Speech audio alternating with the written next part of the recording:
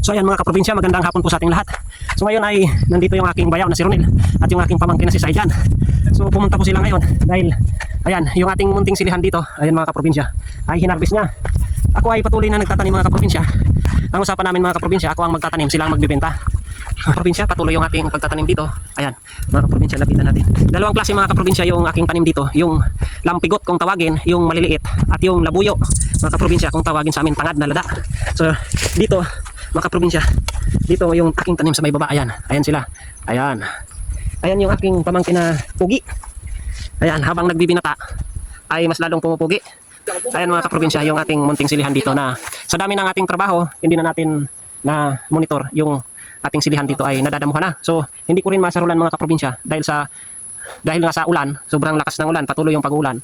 Hindi rin natin pwedeng asarulan dahil umuulan. So hindi rin mamamatay yung mga damo kahit asarulan natin. Hindi rin natin pwedeng isprehin ng demolition to dahil tatamaan sila yung ating mga sili, mamamatay. So ayan mga kaprobinsya, yung ating munting silihan dito. So medyo nadamuhan na. So inaantay natin na sumikat yung araw.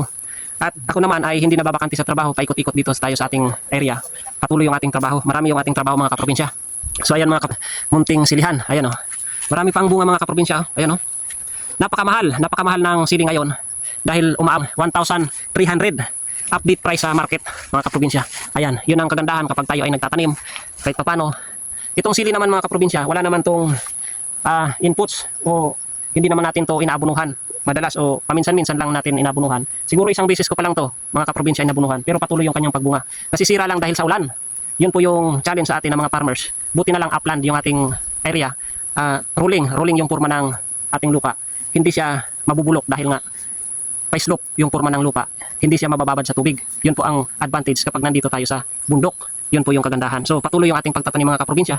Dahil sa pagtatanim, dito tayo ay magsisurvive dito sa buhay ng probinsya, dito sa bundok. Ayan yung ating pamangkin, no? Ayan yung ating pamangkin. Kaya ako patuloy yung aking pagtatanim mga kaprobinsya.